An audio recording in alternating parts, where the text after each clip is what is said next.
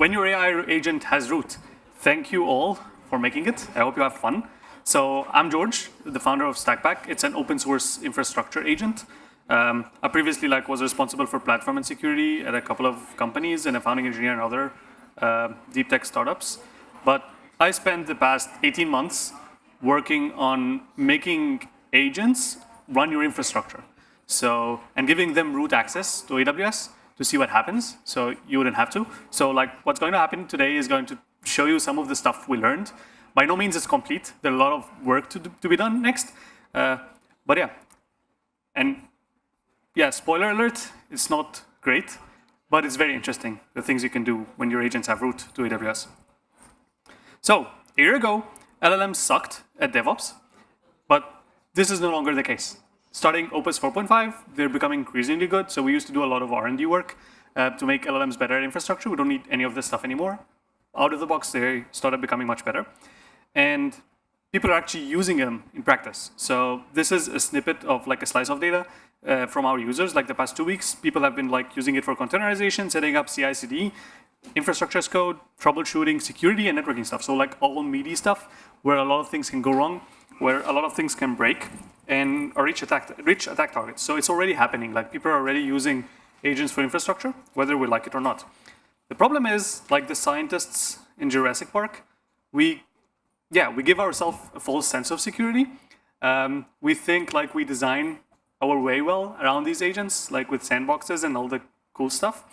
But Jeff Goldblum said in Jurassic Park, agents find a way. They're creative problem-solving machines on a loop. So there are 1,000 ways they can do a thing, and a lot of things can go horribly wrong.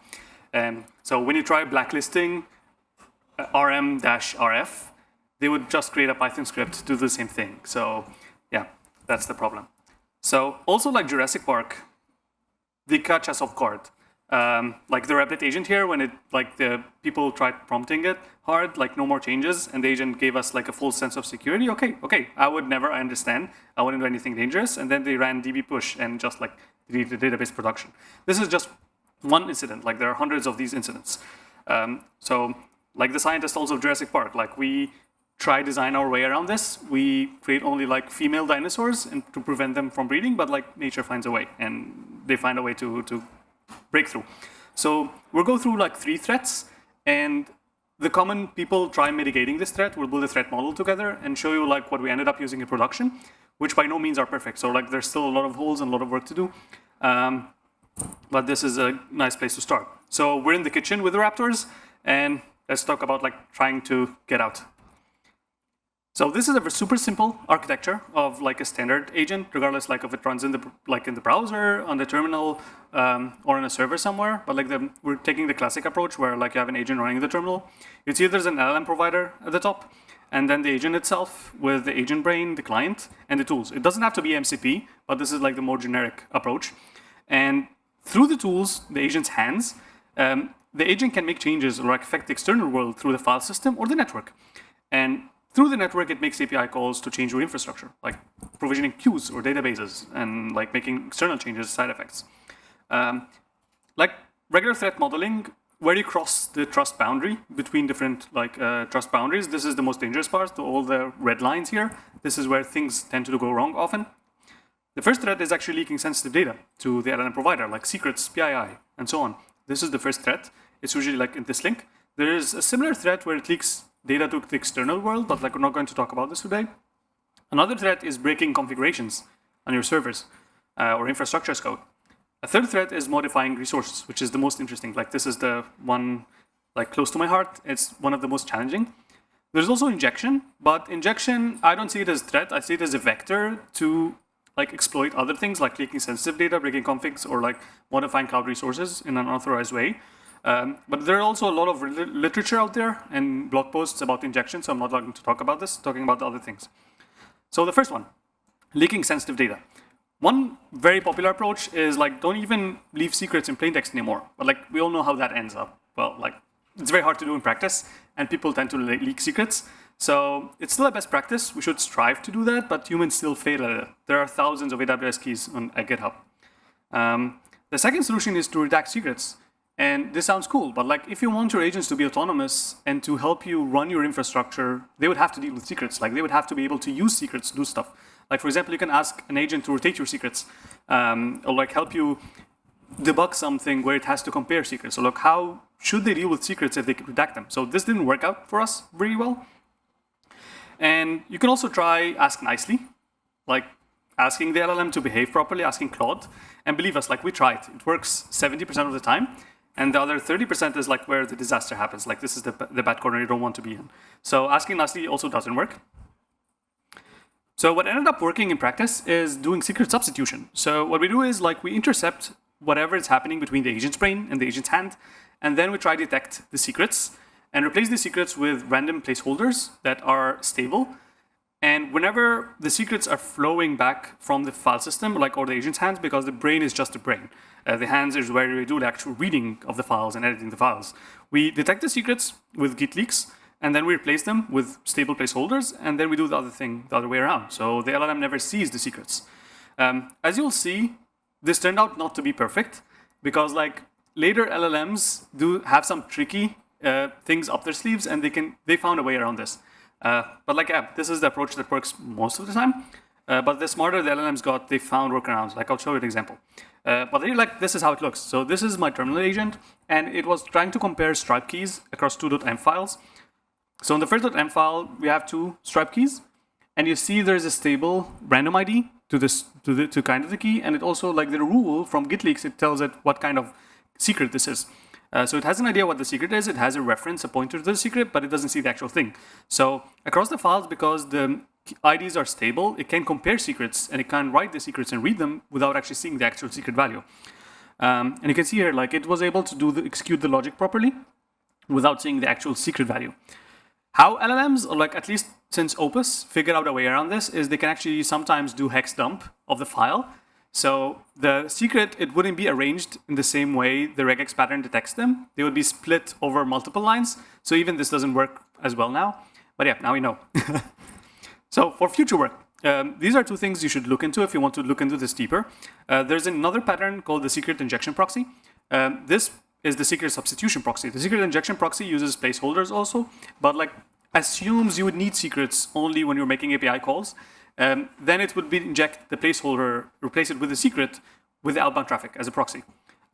So this is another approach. It doesn't always work because sometimes you can't, like different CLIs use different protocols, but it's interesting to look into.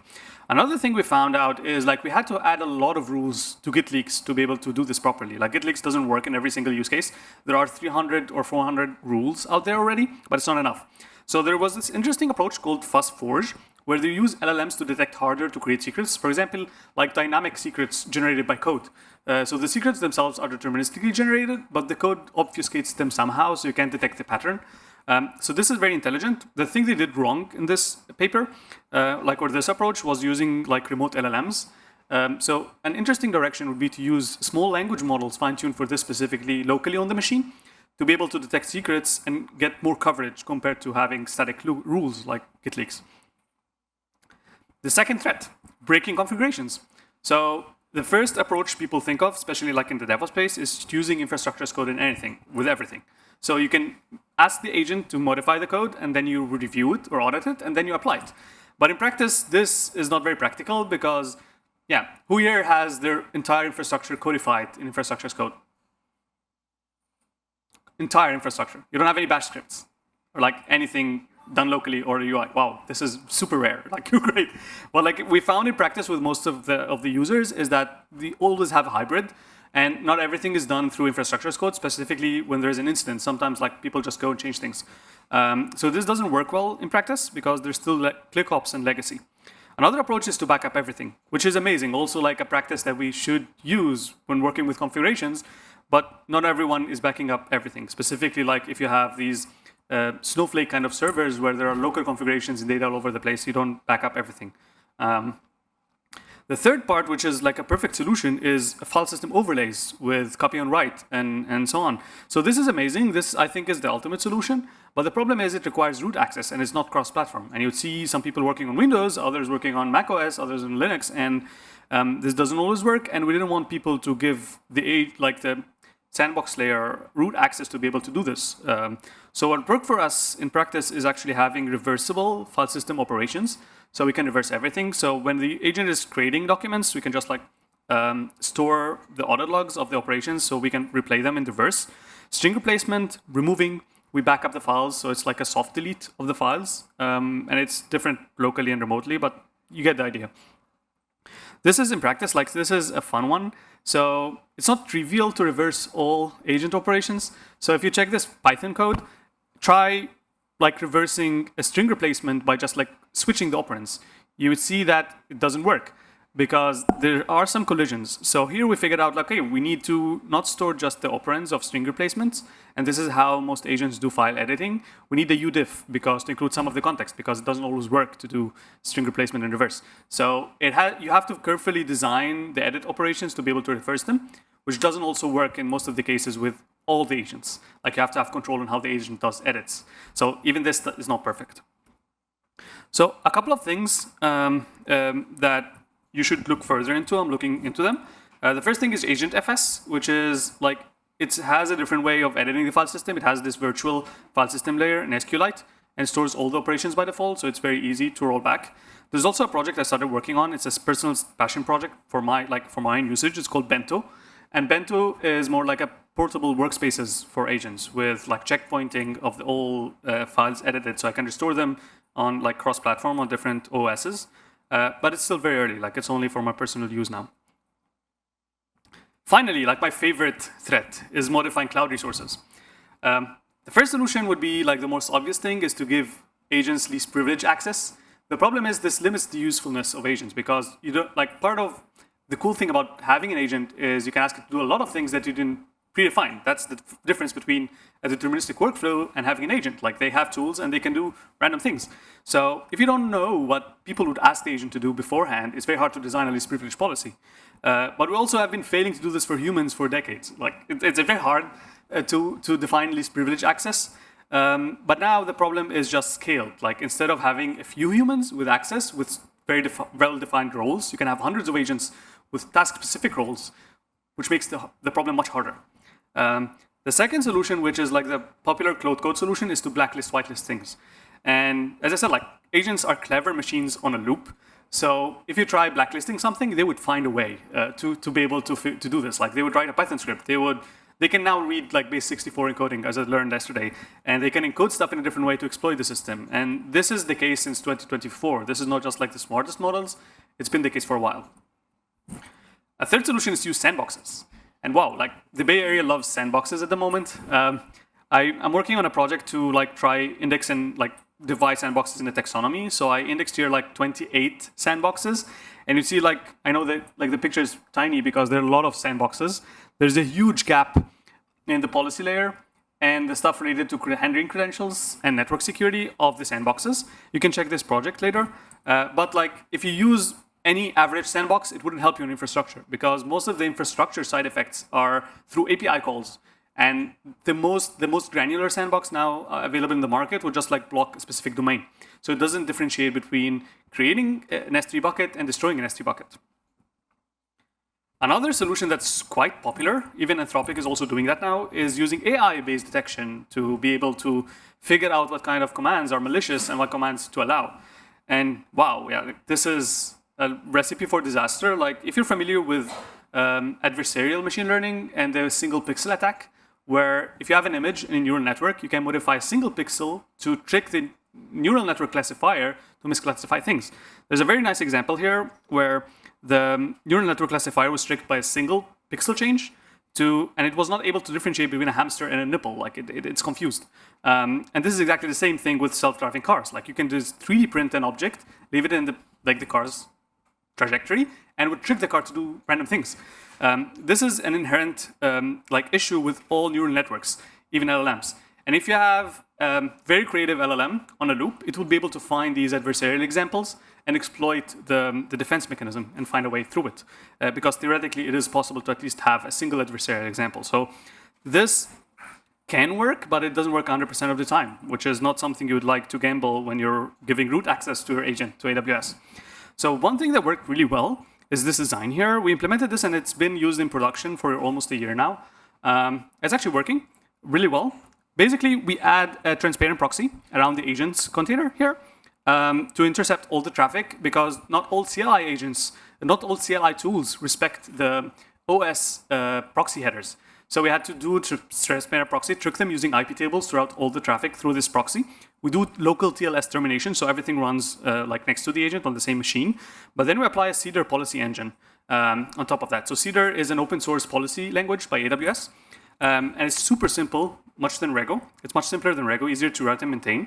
And these policies prevent all the web requests from going out of the agent. Remember, anything external that affects your cloud account goes through the networking stack. So this intercepts the networking stack to prevent destructive operations from leaving the agent's machine to go to your AWS account. The cool thing about this is, regardless whether the agent uses the AWS CLI, Terraform code, curl, it will still block all the destructive operations because it's done on the network layer. So it doesn't care about the CLI tool the agent is using. It applies the same. This is also like mentioned in a detailed blog post attached to this. And this is an example of how the policy looks like. So with a 30-line policy, you can prevent all destructive actions to AWS, Kubernetes, as well, with just a 30-line policy. So you don't have to blacklist all like networking commands that are possible. You just need to do this like in the lowest common denominator, just the network layer. This is an example. We don't have enough time to show you this live, but like usually I do is like I let an agent discover my AWS production account and ask it to nuke everything.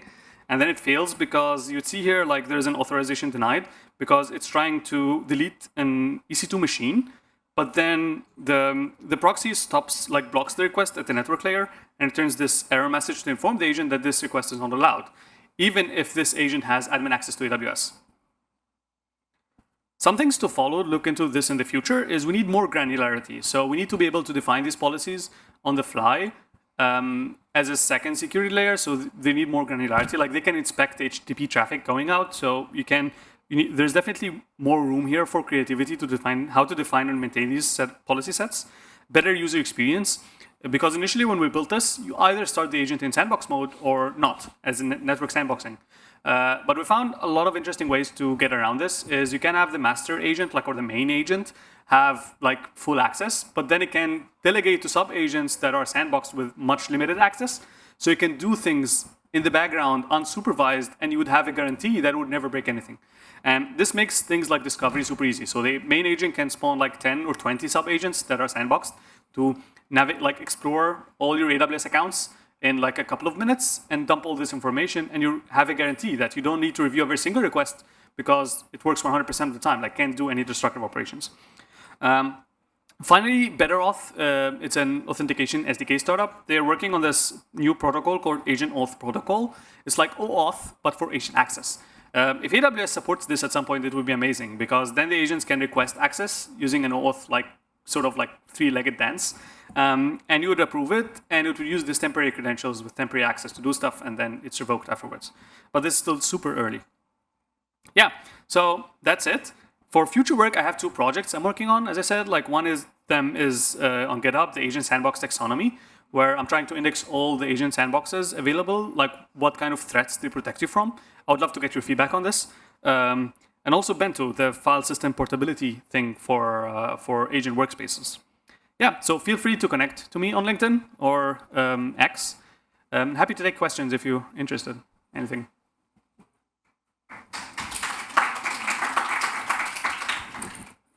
Yep. How have you found it for sharing warning policies and guardrails between other customers or other use cases? Like, is that a community that helps people customize and run this, or is fairly consistent across almost any region? So we have a built-in. Yeah, so the question is, like, how do you share policies and customize these policies? So at the moment, like, we ship in a read-only policy, the one I showed you, like the 30-line policy, within, like, the Warden. We haven't had a lot of people try to customize the policies yet. But it would be exactly the same. Like, the policies are defined as code in Cedar files. So you can just, like, share them anyway, like, exactly how you share configurations or infrastructure as code.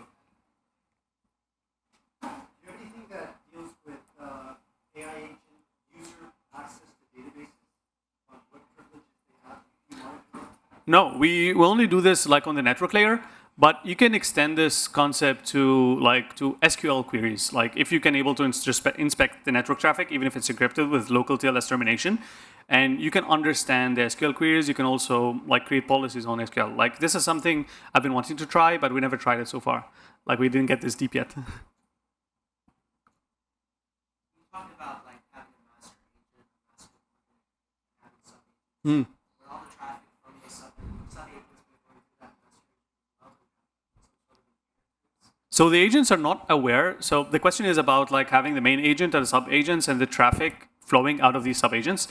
So the agents are not aware of the network sandbox. They're only aware that the request failed and they get some feedback. So they can like take action. But like this is done on the OS layer. Like you can do this with like IP tables. You can do this on the kernel level with eBPFs. So it's outside the preview, the control of the agent. And this is one big reason. Like there's a dedicated access to this in the AI agent sandbox taxonomy, because sometimes it's enforced on the software level, sometimes it's enforced in the kernel, sometimes it's the virtualization layer. So the agent should not have control over this layer. Like if the agent can change the IP table rules, they can escape the sandbox. do you have any thoughts on like using hooks for enforcing this, or like why use the proxy? Yeah, so like hooks don't always work. Especially for like the warden or like the network sandboxing, hooks doesn't work because you want to be able to intercept all outbound network traffic. And hooks doesn't allow you to do that specifically, because like a hook would trigger. I'm like assuming you refer to Claude code hooks. Yeah, so hooks in Claude code, they execute before you run the command and after you run the command. But like the command itself can make any web requests in the middle.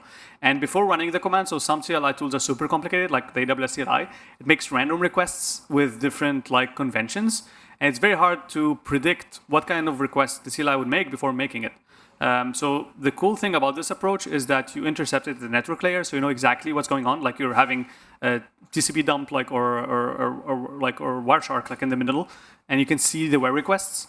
But like if you have the CLI single CLI command doesn't usually correspond to a single web request. Like it can be some complicated behavior. So it's very hard to do with hooks.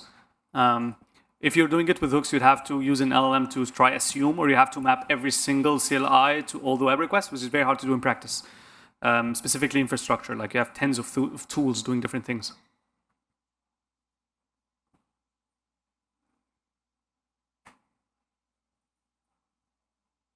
Any more questions? I have a question on Yeah, please. open source models. So I'm a big contributor on CNCF, Linux Foundation. Yeah. So there's so many graduated and sandbox projects which are doing something similar. So I was curious, what's your take on those? Some of them, like for example, there's this testify, SEC, and all these testifying images and all that. So where do you see, especially all these open source projects versus you might have heard of Anthropic's Glasswing, yeah. Glasswing, right? So especially all these LLM providers are bringing their own security, which is great. But at just sitting to these LLM provider security frameworks, how do you see the these solutions either coming from open source or vendor provider to tackle all these LLM safety, especially on the safety side of LLM? So what's your take on that? So we released all this, like most of the stuff I showed is open source. We released this in March 2025. So it was very early, even like before the Claude Code release. And everything's open source. Like we have the open source reference implementation of the agent, the proxy, the secret redaction, everything in Rust on GitHub. We'd love to join CNCF if you would love to incubate us. And some of the things like you'd see examples in the repositories also to using MTLS for MCP connections, because we found agents like hijacking each other's MCP servers. So yeah, all of this stuff is open source. Like even like Warden implementation is also well documented on a blog. There are not a lot of reference implementations. That's why we thought this would be hopefully useful to the community. Yeah. I'm trying to turn like the agent sandbox taxonomy and Bento into open standards. That's why they're not like in the GitHub repo of the company. So yeah, definitely love to talk to people if you're interested in turning any of these things into a standard. Because like there's no standards now. Like there are a lot of people doing the same thing in parallel. Yeah, I think that's it. We're out of time, but I have a lot of war stories because things went wrong a lot. So if you're interested in the war stories, just like come chat. Thank you.